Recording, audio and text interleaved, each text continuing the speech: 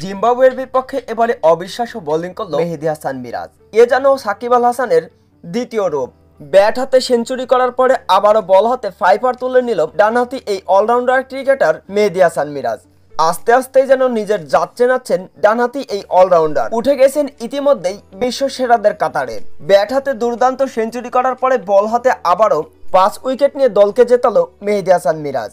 19 over বল করে মাত্র 25 run খরচ করে এই দিন 5টি উইকেট শিকার করে ডানহাতি এই অলরাউন্ডার ক্রিকেটার মেহেদী হাসান মিরাজ। সেই সাথে সাথে বিশ্ব সেরাদের কাতারে ডানহাতি এই অলরাউন্ডার সাকিব আল হাসানকে পেছনে ফেলে টেস্ট ক্রিকেট ইতিহাসের সবথেকে দ্রুততম 2000 রান এবং 200 উইকেট পূরণ করলো মেহেদী হাসান মিরাজ। আর এরই সাথে সাথে বিশ্ব সেরা ক্রিকেটারদের তালিকায় মেহেদী হাসান মিরাজ, যেখানে ইয়াং বাথাম, ইমরান খান, এমনকি কপিল দেব এছাড়াও রবিচন্দ্র অশ্বিন, রবীন্দ্র জাদেজাদের তালিকায় মেহেদী হাসান মিরাজ। তবে সাকিব আল হাসানকে পেছনে ফেলেছেন মেহেদী হাসান মিরাজ।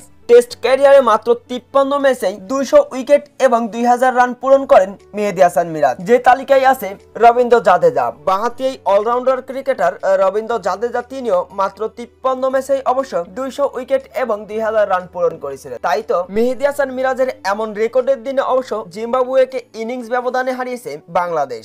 জিম্বাবুয়ের কাছে প্রথম ম্যাচে হারার পরে এবারে দ্বিতীয় ম্যাচে জিম্বাবুয়েকে একেবারে নাকানি চুবানি খাইয়েছে বাংলাদেশি ক্রিকেটাররা। মেহেদী হাসান মিরাজের সেঞ্চুরি এবং ফাইফার জিম্বাবুয়ের বিপক্ষে এদিন অবশ্য ক্যারিয়ারের দ্বিতীয় সেঞ্চুরি এবং 13তম ফাইফার তুলে নিয়েছেন ডানহাতি এই অলরাউন্ডার ক্রিকেটার।